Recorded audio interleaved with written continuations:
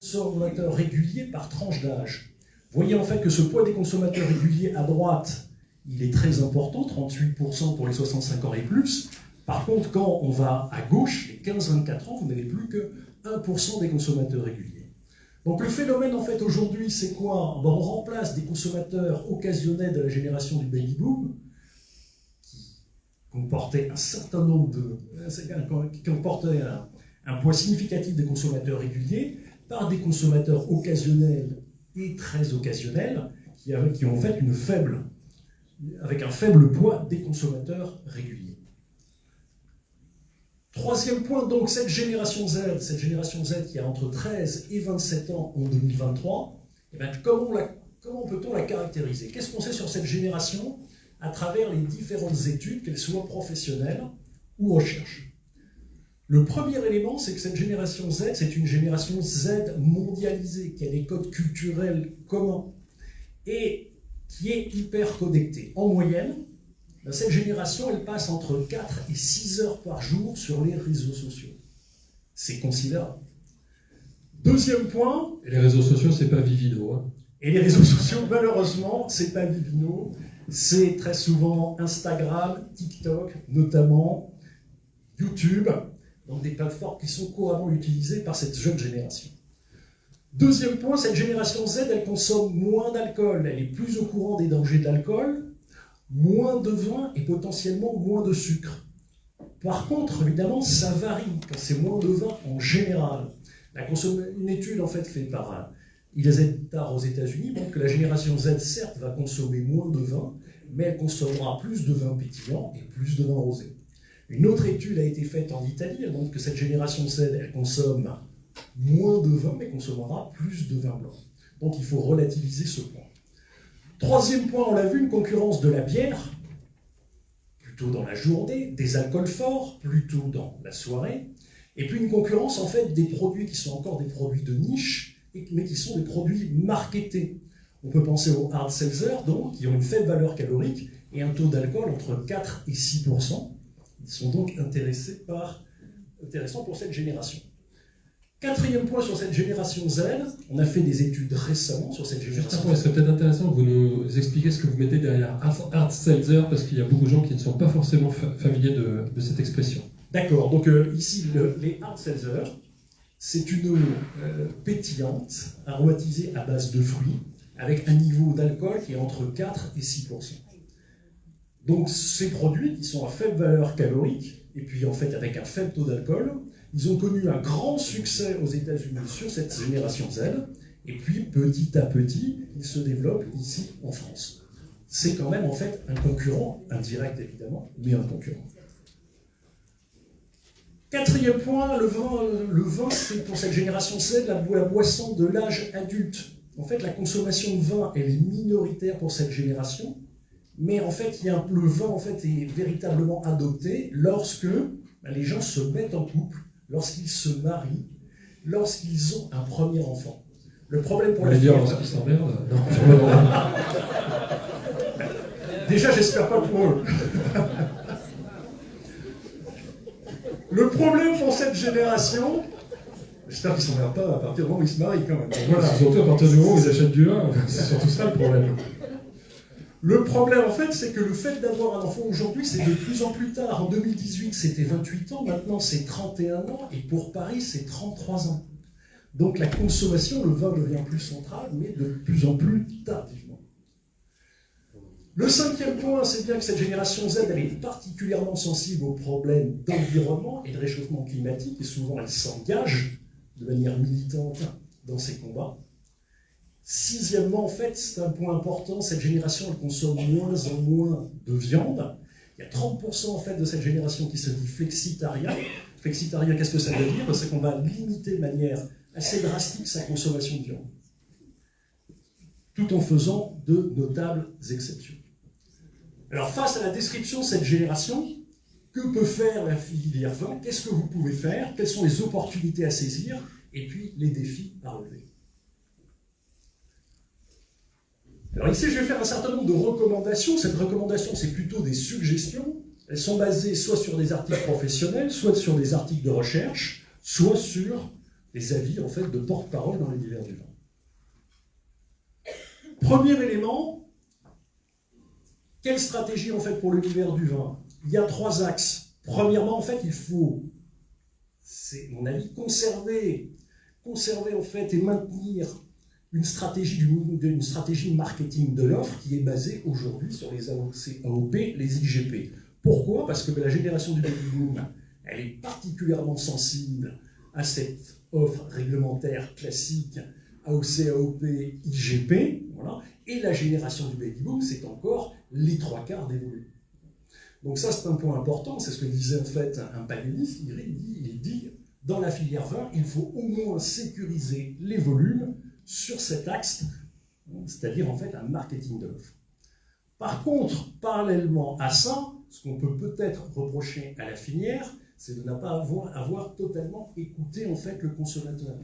Et donc c'est le deuxième point, l'idée de développer une stratégie marketing basée sur la demande et d'exploiter toutes les possibilités du marketing digital. Troisièmement, c'est la poursuite de la stratégie en valeur tout en conservant des gammes abordables pour la génération Z. Ça, c'était le premier axe, la stratégie. Deuxième axe, en fait, l'exportation. Pour aller conquérir ces nouveaux consommateurs, génération Y et génération Z, eh bien, la stratégie à l'exportation, elle est absolument incontournable. Aujourd'hui, on constate quoi? On constate que la filière vin est particulièrement performante en valeur, mais elle l'est moins en volume. D'où l'idée, c'était une idée suggérée par le président des vignerons indépendants, M. Fabre, de développer sur l'entrée de marques, des marques à forte notoriété internationale, avec une politique marketing, une politique logistique, des volumes. C'est évidemment une démarche de long terme qui ne peut pas se faire du jour au lendemain. Mais en fait, ici, sa déclaration était de dire, voilà, sur les nouveaux marchés, certes, on peut entrer par une stratégie en valeur, mais il nous faut aussi en fait une stratégie en volume. Ça, c'est un point important en ce qui concerne la génération Z, parce que la génération Z, c'est une génération mondialisée. C'est une génération qui a les mêmes codes culturels. Si vous regardez en fait vos enfants qui regardent les séries Netflix, la série Netflix, il y a fort à parier qu'elle soit passée il y a 2 mois, il y a 3 mois, tout du moins très récemment, aux États-Unis et dans d'autres pays. Alors, elle a les mêmes codes culturels. En même temps, je reviens à ce que vous disiez en début d'intervention. Vous disiez que la génération Z n'avait pas forcément les mêmes comportements vis-à-vis du vin qu'elle se trouve en France, en Italie ou aux États-Unis. Alors, tout à fait. C'est-à-dire qu'ici, la génération Z, il va avoir certaines grandes tendances. Alors, moins d'alcool, par exemple. Voilà. Moins d'alcool, moins de vin globalement, moins de sucre. Maintenant, les études qui ont été faites aux États-Unis, où le poids du rosé, par exemple du vin rosé, est de 15%, n'est pas applicable à l'Italie, où le poids du vin rosé n'est que de 5%. Il y a donc toujours des spécificités nationales, mais c'est certainement la génération Z, la génération qui, au niveau des codes culturels, est la plus mondialisée. Est-ce qu'il faut voir ces 5% du rosé en Italie comme un potentiel de conquête, ou est-ce qu'il faut y renoncer parce que, de toute façon, ces codes ne seront jamais adoptés? Alors, potentiel pour les rosés français? Oui, ou même en intérieur, puisqu'en ce moment, ils n'en produisent pas, en tout cas aujourd'hui, ils n'en produisent pas, au moins pour les rosés français. Alors, je pense que le potentiel de conquête des vins rosés se situe à l'exportation, dans des pays comme les États-Unis. Ça a déjà été en fait largement fait, c'est la poursuite. Et l'écoute de l'Italie, pour le coup, parce qu'on parlait Pour l'Italie, en fait, aujourd'hui, 5% du marché italien, c'est un relativement petit marché. Voilà. Ouais. Ce n'est pas le marché en fait avec le plus de potentiel. Merci. Renouveler l'offre produit. Donc ici, je fais un certain nombre de suggestions. On sait en fait qu'il y a une chute de la consommation du vin rouge de plus de 10 points sur ces 10 dernières années. Et une possibilité, qui était suggérée par Michel Chapoutier, c'est de lancer des vins qui soient frais, légers et fruités. En cela, on adopterait les facteurs de réussite des vins rosés de Provence. On parle de vins rosés de Provence, par exemple, ou des vins rosés de la vallée du Rhône. Eh bien, on va avoir de la part du consommateur un retour frais, fruité, léger. Deuxième point, capitaliser sur les facteurs clés de succès des vins rosés. Donc des représentations simplifiées, le culte de l'instantanéité, des vins blancs à l'apéritif, et puis de cette tendance de long terme du Prosecco, la convivialité, la féminité, les cocktails, autant et un produit qui n'est pas cher. Troisième point, en fait, le lancement de cocktails à base de vin rosé et de vin blanc. Quatrième point, le lancement de produits mixtes. Donc ces produits mixtes, ils peuvent faire hurler en fait des puristes pour vous, mais l'idée c'est bien que des individus de cette génération Z puissent consommer du vin avant en fait d'être en couple, avant ce fameux stade incontournable. Donc ici vous avez aux États-Unis le succès ce que j'appelle des produits mixtes, voilà, vin, jus de fruits, eau de cèdre. C'est des produits qui sont totalement marketés, mais c'est des produits qui ont pour but de faire entrer cette génération Z dans l'univers du vin. La sangria en fait partie? La sangria en fait partie. Je ne sais pas si c'est un produit d'appel, mais au moins en fait, ça permet déjà aux jeunes d'être en contact avec le vin.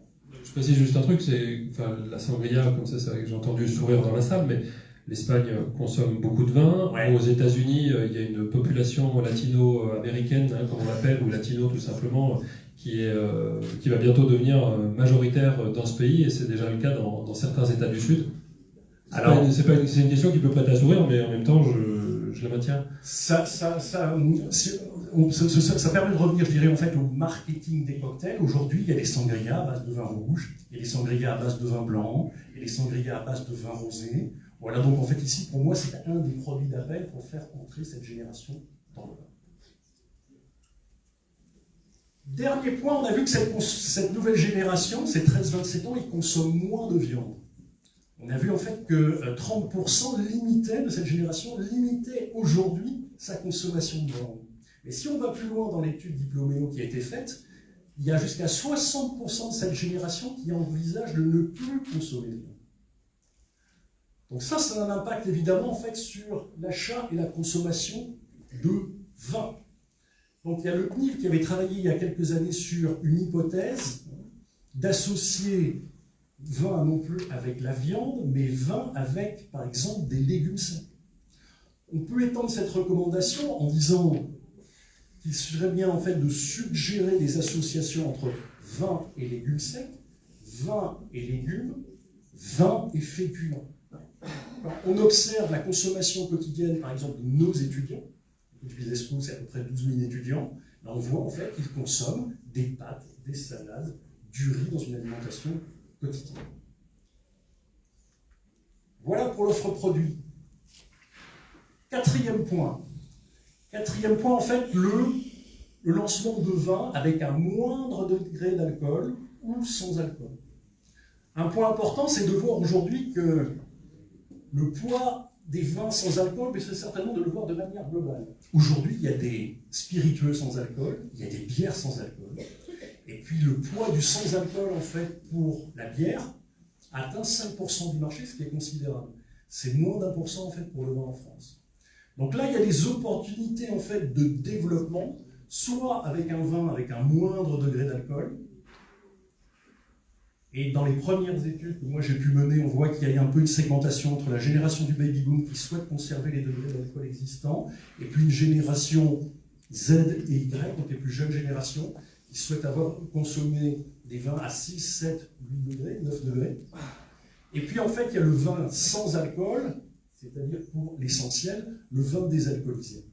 Ça, c'est un point important parce que ce n'est pas seulement une tendance française, c'est une tendance qui est une tendance mondiale. Donc ça peut être une réelle opportunité, même si à date, on est encore sur une niche. Cinquième proposition, faire revivre la promesse bio en répondant aux différentes critiques actuelles. Aujourd'hui, le bio, on l'a vu dans la présentation de M. Fourquet, en fait, le bio subit de plein fouet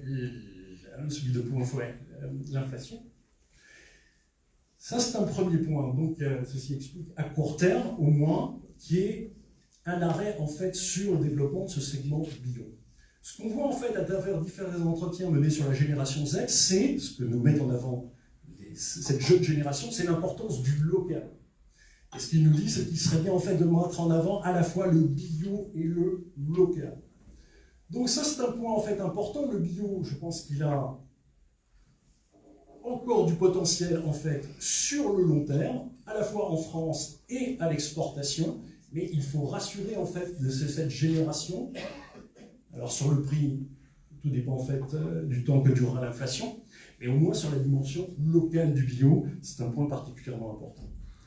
Ce que met aussi en fait en exergue différentes études à court terme, c'est qu'il faut aborder le bio pour cette génération de manière simple et factuelle, pas technique.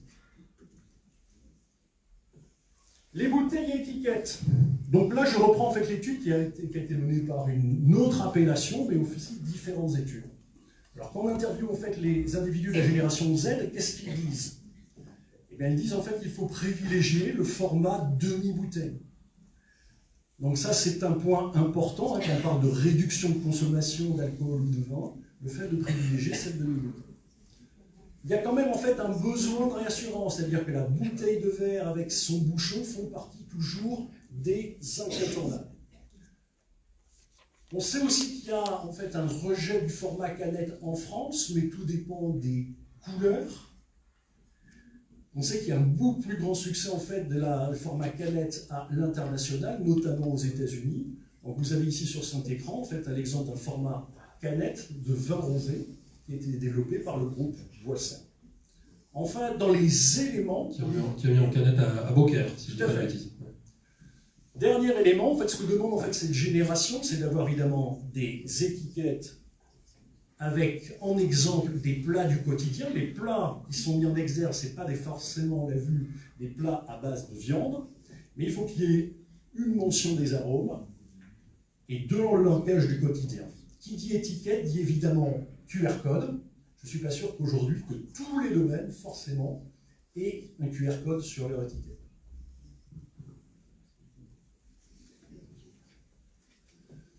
Septièmement, proposition, c'est exploiter les nouveaux moments de consommation de cette génération Z. Donc tout le monde sait que le vin a largement exploité les moments de consommation liés à l'apéritif, notamment les vins blancs et rosés. Par contre, mais là on est en recherche, en devenir, il y a potentiellement d'autres moments de consommation à exploiter pour cette génération. Je vais juste vous donner un exemple. Ici, donc, les jeux vidéo sont devenus la première industrie culturelle mondiale. Ça veut dire qu'aujourd'hui, il y a 90% des membres de cette génération qui jouent aux jeux vidéo et 30% qui jouent tous les jours. Qui est-ce qui a investi en fait ces jeux vidéo? Ils définissent des mouvements de socialisation, de nouveaux moments de socialisation. On n'est plus en face à face, mais potentiellement on peut jouer aux jeux vidéo à distance ou dans des espaces dédiés. En fait, qui a investi... Et même si on est l'un à côté de l'autre. Et même si on est d'un côté de l'autre, exactement. Donc qui a investi en fait ces nouveaux instants de socialisation? Ben, ce sont les energy drinks, ce sont les sodas comme Coca-Cola, et puis ce sont les bières. Pour l'instant, à ma connaissance, le vin n'a pas investi en fait ce domaine. Juste pour vous donner une importance des jeux vidéo, hein, la dernière finale mondiale d'un jeu qui s'appelle League of Legends, qui est le jeu le plus célèbre, a réuni 70 millions de personnes. Donc ça montre en fait aujourd'hui l'importance, et notamment pour cette génération. Il y a d'autres moments qui pourraient nous venir de l'étranger, c'est le phénomène after work. Littéralement, en fait, dans les pays anglo-saxons, j'ai travaillé le soir, je vais consommer des alcools ou pas d'alcool avec mes amis. Ça, c'est peut-être un phénomène à exploiter, parce qu'on le voit de plus en plus se développer. Aujourd'hui, en fait, des études sont en cours pour savoir exactement et pour préciser quels seraient en fait les nouveaux moments de consommation à exploiter de cette génération Z.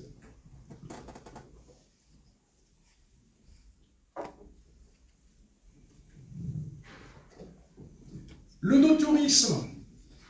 Le no-tourisme semble être un axe fondamental pour développer le vin, pour le faire découvrir, pour le faire redécouvrir, à l'échelle d'une région, d'une appellation ou d'un domaine.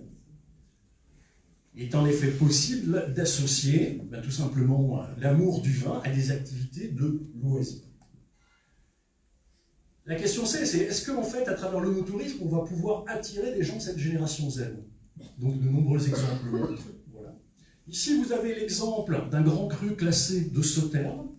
La problématique du Sauterne, c'est qu'il était autrefois et très récemment consommé par des plus de 60 ans. Ils ont développé, là on est sur Château-Reine-Vignon, Grand Cru de Sauterne, qui a développé une activité de no-tourisme au niveau du domaine. Ici, vous voyez, c'est une dégustation de cru dans une cabane qui est au Perché. Et via cette activité événementielle, ils ont eu énormément de buzz. Ils ont réussi à recruter des gens de cette génération Z et Y. Donc le no-tourisme, c'est un axe intéressant pour conquérir cette génération Z. 9e point, une pédagogie simple. Et une pédagogie, car l'univers du vin constitue pour cette génération un univers intimidant. Quand je dis pédagogie simple, c'est cette génération Z, elle utilise beaucoup les réseaux sociaux, elle a donc un langage intuitif, rapide. Donc ici, l'idée pour en fait le vin, c'est d'adopter un langage qui puisse être beaucoup plus court, beaucoup plus communicable. C'est l'idée de prévoir des messages clés pour les réseaux sociaux. C'est la possibilité, c'est ce que nous dit cette génération, de faire une dégustation sans qu'il y ait de préalable. C'est évidemment la visite du vignoble. Ça, cette pédagogie, en fait, c'est une pédagogie simple, mais il y a aussi une pédagogie digitale. En fait, la filière vin, elle est déjà engagée là-dedans. Avec des visites virtuelles, comme par exemple la cave Vignale, avec des cours en ligne ou des vidéos d'experts, avec aussi la possibilité de mettre en place, comme c'est le cas aux États-Unis, des clubs de vin intergénérationnels et intergénérations, avec des cours en ligne, mais aussi des cours en face à face. Donc ça, c'est un point important, parce que la transmission de la culture du vin entre les générations en France s'est perdue. Dernier point, les réseaux sociaux et tout ce qui concerne, je dirais de manière générale, le marketing digital. En fait, ici, pour cette génération utilise au quotidien les réseaux sociaux à plus de 90%. Vous avez 75% des 18-25 ans qui utilisent TikTok, contre 10% pour les 50-65 ans. Donc l'idée, en fait, pour cette génération, c'est de faire vivre à sa communauté des moments communs de dégustation emblématiques. Et TikTok, aujourd'hui, apparaît comme une plateforme incontournable. C'est la première plateforme téléchargée au monde. Vous avez vu, en fait, ici, qu'il y a des nouveaux influenceurs du vin. Ce sont, par exemple, Rouge Baiser, Sip My Gram, Dalka Loves Wine. Il y en a d'autres. Ils ont à peu près aujourd'hui tous 40 000 abonnés. Demain, ils en auront plus. Là aussi, utiliser ces influenceurs, c'est un bon moyen de conquérir cette génération Z. Alors, est-ce qu'ils en auront plus ou est-ce qu'ils en auront moins parce qu'ils seront chassés par d'autres qui en auront 40 000 à leur tour?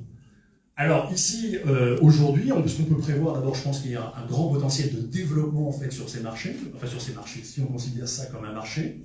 Donc il va y avoir déjà... C'en est un, puisque ce sont des gens qui sont payés pour réaliser les contenus qu'ils diffusent. Tout à fait. Donc je pense qu'aujourd'hui, on en est au début, que ça va encore énormément en fait se développer, et qu'il y a un moment où il y aura une phase de concentration, mais on n'en est pas encore là. Pour nous, on est plus aujourd'hui au départ, et donc dans un stade de développement.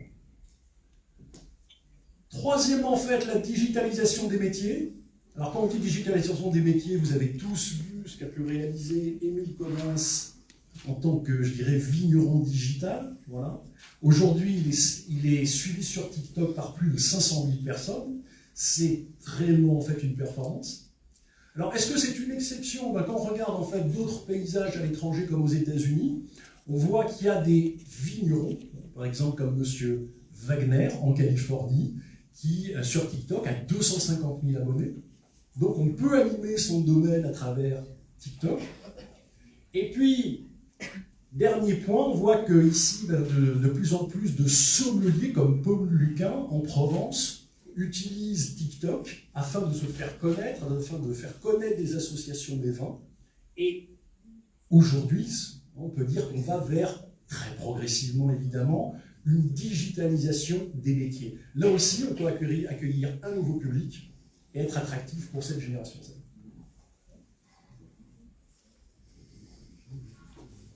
Donc si on résume cette 10 propositions en 5 axes essentiels, comment attirer la génération Z dans l'univers du vin?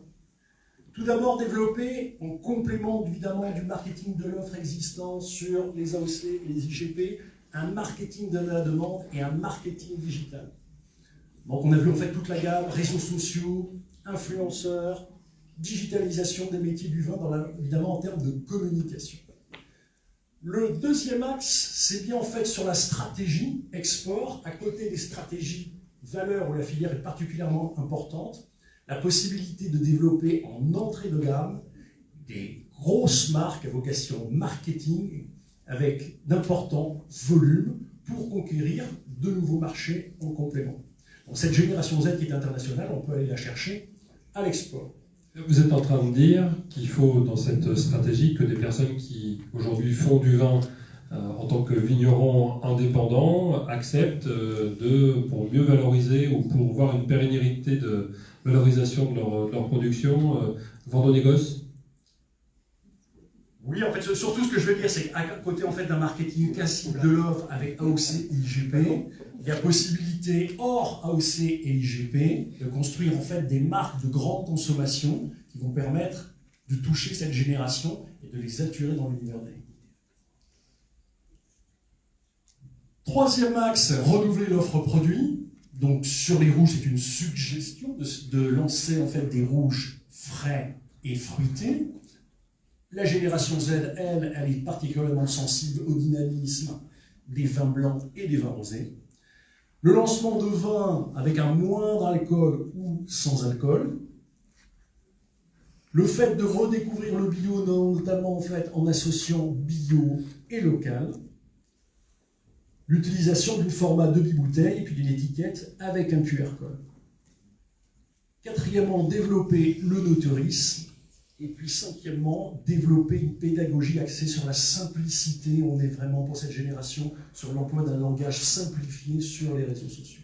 Avec quand même cette réserve, il y en a deux. Une qui est sur une loi qui est en préparation sur la régulation des influenceurs d'une part, parce qu'on ne sait pas toujours où est la publicité, bon, elle y est tout le temps, mais il faudrait en tout cas que ce soit mieux précisé. Et d'autre part, il y a le respect également de la loi E20, puisqu'aujourd'hui, c'est le Far West et on peut faire à peu près ce qu'on veut sur les réseaux sociaux, alors que soi-même, si on anime sa propre page Facebook, eh bien, on doit faire attention à déployer tout, ou Instagram d'ailleurs, mais on doit déployer toutes les prudences de rigueur et en vigueur. Tout à fait, il y a une nouvelle réglementation qui est en cours en fait, sur l'organisation de ce marché des influenceurs. Tout à fait. Au final, en fait, cette génération, lorsqu'on lui parle, nous parle beaucoup de valeurs, on l'a vu, et puis d'engagement dans des projets sociétaux.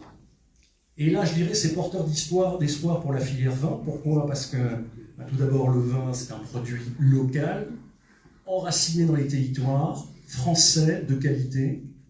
En termes d'environnement, puisque cette génération est vraiment très sensible à l'environnement, on est ici, pour la plupart des régions viticoles et pour de nombreuses exploitations, engagés dans des démarches de certification environnementale, que ce soit bio, HV ou autre. Et enfin, au niveau sociétal, pour une régénération qui est particulièrement sensible à l'égalité homme-femme, il y a de plus en plus de femmes à tous les niveaux de la profession. Merci, puis merci d'avoir pris également une photo d'une fête chez Michel Bernard cet été. C'est toujours très élégant. Merci Thierry Loret.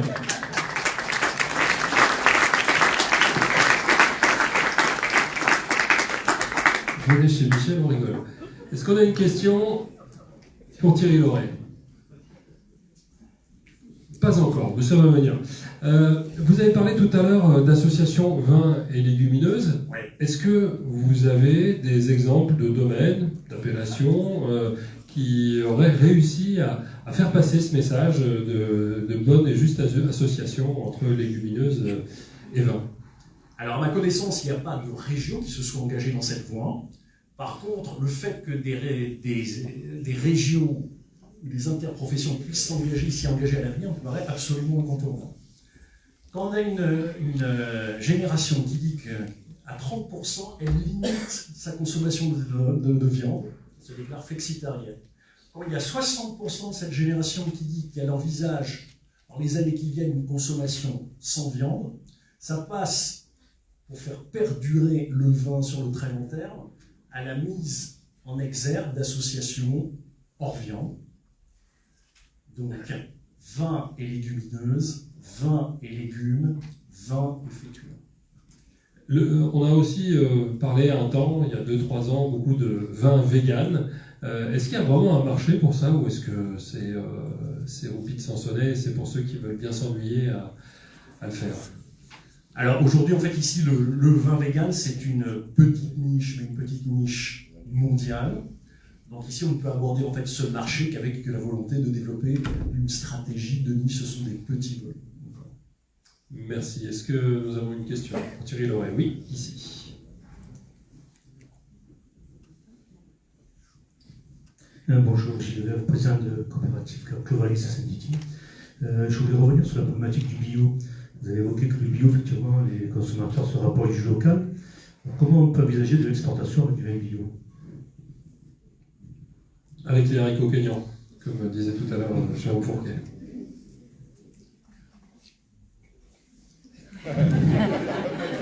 Bien, au revoir Thierry Loret, c'était vraiment sympa. Alors aujourd'hui, en fait, donc, je fais référence à une étude qui a été menée récemment. Donc en fait, qu'est-ce que nous disaient en fait les membres de cette génération bio en France? Ils nous disaient en fait, d'une part, qu'ils avaient une impression positive du bio, du vin bio, même sans en avoir goûté. Voilà. Mais ils mettaient tous en exergue la nécessité d'avoir un vin bio local. Donc par rapport à votre question, je n'ai pas de réponse. Je peux vous dire, vous communiquer en fait les principaux éléments de cette étude. Est-ce qu'il n'y a pas une difficulté, entre guillemets, mais qui peut être un atout pour le vin français? C'est ce que disait tout à l'heure Jérôme Fourquet, le nombre de pays qui produisent du vin sont tout de même assez... le nombre de pays est quand même assez limité. Et donc, on peut se dire que les personnes qui veulent consommer du vin bio, de toute façon, ne pourront pas l'acheter sur leur marché domestique. Elles ne pourront pas acheter du vin issu de leur marché domestique.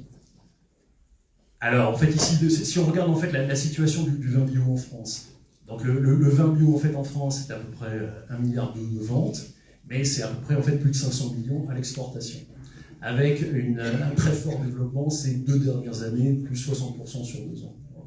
Donc ici, il y a évidemment en fait la grande opportunité, c'est bien de se développer en fait sur certains marchés comme les marchés canadiens, les marchés scandinaves notamment, ou le marché japonais.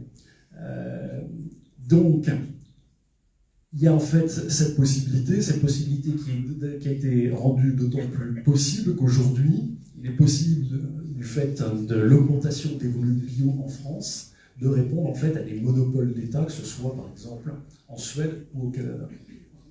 Une question là, qui m'est arrivée par écrit, on me demande quelle est la place de l'appellation d'origine contrôlée dans le choix de la génération Z. Vous avez parlé tout à l'heure d'une lisibilité de l'offre, et est-ce que ça en fait partie? Alors les retours qu'on a en fait sur les études des générations Z, c'est qu'il y a une moindre connaissance des appellations et une moindre connaissance des différents terroirs. Voilà. Donc aujourd'hui, cette génération est exposée à Internet, donc exposée à avoir une plus grande connaissance, mais à date, sur la base en fait des études que l'on a fait aujourd'hui, il y a une moindre connaissance des terroirs. Donc s'il y a moins de connaissance des AOC, on peut imaginer que c'est pareil pour les IGP et compagnie. Alors aujourd'hui, en fait, puisque cette étude avait lieu en fait sur le vin rosé, il y avait une moindre connaissance des AOP et des IGP, et plus une connaissance des vins rosés en fait dans une catégorie globale. Merci. Une autre question? Oui, tout en haut.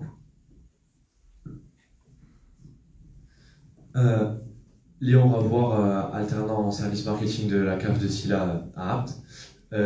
J'avais une petite question donc, quant aux informations que vous avez données précédemment et au score qu'on a pu observer qu'ont fait certains influenceurs sur les réseaux sociaux. Je suis aussi donc sur ces réseaux sociaux et donc je constate qu'il y a par moment des centaines de milliers de likes sur des concours de sommeliers, etc. J'ai l'impression que moi il y a peut-être une perdition, voilà, comme on en parlait aussi tout à l'heure, du fait de transmettre en fait comment consommer un vin et pourquoi ces nouvelles générations, la génération Z. Comment on pourrait communiquer là-dessus peut-être, à part montrer des vidéos de grands sommeliers qui dégustent et rendre ça de manière plus abordable en fait? Je fais référence en fait à la vidéo d'Émile Codins qui a été vue en fait sur comment déguster un vin. Donc c'est une vidéo en fait qui est courte, qui est bien séquencée, qui est extrêmement simple, avec une communication directe, sans jargon, et qui passe en fait extrêmement bien. C'est pour ça qu'elle a été vue autant de fois. Moi j'avais une question complémentaire, c'est est-ce qu'il faut s'exprimer à expliquer comment consommer un vin? Je pense qu'il faut toujours en fait ici avoir un certain niveau en fait tout simplement d'explication et de vulgarisation et de pédagogie. Oui, la pédagogie fait partie des axes auxquels sont sensibles en fait cette génération. Je sais pas, vous parliez tout à l'heure de la bière. Moi je suis né dans une génération où des marques, il y en avait deux, hein. C'était Heineken et Kronenbourg. Et puis personne m'a expliqué comment est-ce que je devais consommer une bière craft ou une bière d'abbaye. Un jour on a servi une, j'ai trouvé ça bon, j'en ai acheté une autre. Vous voyez ce que je veux dire, on est sur de la prescription sociale la plus basique. Là, vous nous dites qu'il faut quand même expliquer malgré tout comment consommer un vin. Alors, il faut quand même en fait une pédagogie simple, voilà. Maintenant, en fait, si on regarde les facteurs de succès qui ont amené au succès du vin rosé en France, une multiplication de la part de marché volume de 3 en 30 ans, on est bien parti sur des représentations simplifiées du vin, voilà, sur une convivialité, sur une accessibilité. Alors, il y a toujours une certaine pédagogie, mais on est en fait parti sur des représentations extrêmement simplifiées au départ, donc une pédagogie simple. Merci. Une autre question? Oui, madame. Bonjour, Ina Chely, sommelier. Juste une question, je reste perplexe sur la génération Z et la cohérence avec les produits. Vous indiquez qu'il faudrait une petite bouteille, quoi, demi-bouteille, alors qu'on voit que les prix explosent. Si les prix augmentent, le prix ne sera pas abordable pour la génération Z. Quelle est la solution? Alors en fait ici, l'étude auquel je fais référence est une étude en fait qui a été menée par une appellation, on va dire, pour faire simple, au nord de la Loire. Donc les consommateurs exprimaient leurs préférences. Vous pouvez dire laquelle? Oui, les Bourgognes. Voilà. Les consommateurs en fait de la génération Z exprimaient leurs préférences par rapport au format, mais sans tenir compte en fait de l'inflation. Voilà. Et donc le format qui était plébiscité, c'était en fait le format des unités. Merci. D'autres questions? Non, pas pour le moment. On a parlé tout à l'heure de la sangria et puis des différents cocktails qui pouvaient exister. Quand on produit du vin pour le mettre en bouteille avec sa propre marque dessus, ou quand on le vend, on négocie selon un certain cahier des charges et qu'ensuite on doit changer ce cahier des charges parce qu'on l'a vu par exemple sur le rosé pamplemousse, on a demandé un cahier des charges et ensuite au bout de 3 ans la mode s'essouffle, donc on dit non, on veut plus de ce vin là qui nous servait à faire ce fameux rosé pamplemousse. Ça induit pour le vigneron quand même des changements assez radicaux. Le temps de la vigne, c'est d'abord une plante, donc c'est aussi un temps long. Comment est-ce qu'on peut intégrer cette dimension au choix d'un consommateur qui cherche, lui, quelque chose d'immédiat? Plus facile de produire de la bière, j'entends par là, c'est que le houblon, c'est le même, vous changez la recette, c'est fini, quoi. Alors, ici, au niveau en fait, du marketing des cocktails, c'est normalement en fait un marketing pour lequel en fait, évidemment, les recettes doivent être renouvelées. Il y a l'importance du renouvellement. La vocation marketing des cocktails, c'est tout simplement de faire accéder cette génération à l'univers du vin. Je vais vous donner un exemple en fait en Sauterne. En Sauterne, la consommation a baissé, elle a vieilli. On est donc sur un vin liquoreux. Qu'est-ce qu'ont essayé en fait de faire les tenants de l'appellation, hormis développer le tourisme, c'est de renouveler la consommation à travers en fait une consommation en cocktail. Donc ces consommations en cocktail, elles doivent être renouvelées chaque année, mais elles ont permis de redonner une image et de rendre accessible à nouveau le Sauterne, alors que celui-ci était consommé par une cible de plus de 60 ans. Et concernant le rosé, puisque là nous avez démontré du rosé en canette, qui est déjà un vin qui a une image plus jeune par elle-même, j'allais dire, qui a déjà entamé cette mue auparavant. Est-ce que ces canettes, c'est un moyen de recruter plus jeunes ou c'est un moyen de maintenir la part de marché qu'on détient chez cette population? Alors, ici, la consommation de vin rosé en France, elle est un peu plus jeune que la moyenne nationale, mais les problématiques de recrutement sur la génération Z sont quelque part aussi similaires. Voilà. Donc ici, le format canette, il permettrait de recruter une cible de la génération Z, donc plus jeune, avec certainement plus de succès à l'international qu'en France. Merci. Une question? Oui. Oui, alors je suis Caroline Sommelière et je suis un petit peu troublée par tout ce que j'entends. Heureusement que je ne suis pas vigneron ou vigneronne. En fait, ce que j'entends depuis le début de l'après-midi, c'est prenons des grandes règles marketing pour faire un petit peu comment font les autres. Or, on a quand même, alors on va parler d'une exception culturelle viticole aussi française. Donc, j'avoue que là, moi je me pose la question de quelle direction prendre. Est-ce qu'on met tout en canette? Est-ce qu'on oublie nos terroirs? Est-ce qu'on oublie nos AOC? C'est quoi la solution, docteur? Alors, il y a un double élément. Premièrement, en fait, ici, le marketing, je dirais, classique sur le marketing de l'offre, c'est-à-dire IGP, AOC et tout, c'est un marketing, en fait, qui doit être maintenu, absolument. Aujourd'hui, c'est 75% des volumes. Voilà. Maintenant, il n'est pas interdit d'adopter, en fait, certaines règles marketing qui ont permis à certains marchés autrefois en déclin, comme la bière, de revenir, en fait, au centre du jeu. Voilà. Donc, ici, certaines idées tirées du marché de la bière, comme développer par exemple le sans-alcool, c'est quelque chose qui peut être aussi décliné sur le vin. Développer des produits avec moins de sucre, c'est aussi quelque chose qui peut être développé sur le vin. Développer des produits aux représentations simplifiées, c'est aussi quelque chose qui peut être développé sur le vin. Le succès du vin rosé en fait sur 30 ans en fait le démontre. Voilà. Donc tout ça, ce sont des éléments qui peuvent, à côté du modèle et de la spécificité du modèle culturel français en manière de vin, nous permettre de recruter de nouveaux consommateurs.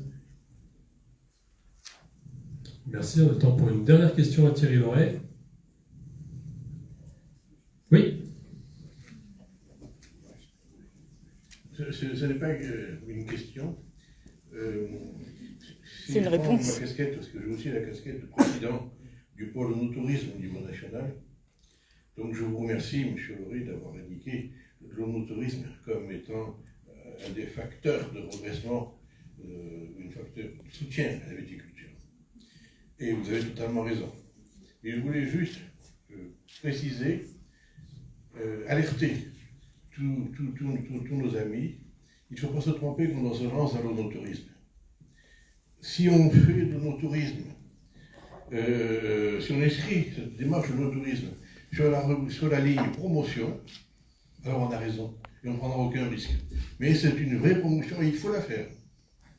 Si on veut avoir un retour sur investissement, c'est un deuxième métier qu'il faut lancer. C'est possible, mais c'est plus difficile. Je connais personnellement dans notre région ici des domaines viticoles qui ont, par exemple, ouvert un camping qui marche du feu de Dieu, qui est plein du mois de mai jusqu'à fin septembre, octobre, mais ils ont abordé ce métier comme un véritable deuxième métier. Et dans ce camping, tous les soirs, il y a des dégustations, des animations. Donc ça va plus loin que la simple promotion. C'était juste une alerte que je voulais faire, parce que je ne voudrais pas que certains s'engagent dans le tourisme et disant, oui, mais finalement, compte tenu des bouteilles que je vends au carreau, ça ne valait pas la peine. Non, si, ça vaut la peine. Ça vaut la peine, d'autant plus si on gère cela comme il faut, on gère cette démarche convenablement, si on tient des filles sur les gens qui viennent nous visiter, et si on est capable de les relancer. En tous les cas, c'est vrai que le tourisme donne une image, et se dire entre parenthèses, je le dis, je le répète, maintes fois depuis 15 ans, c'est la meilleure réponse du berger à la bergère. Vous voyez le vin, des pistes vinaigres, ben oui, quand il faut du tourisme, ils sont obligés de s'amuser eux aussi.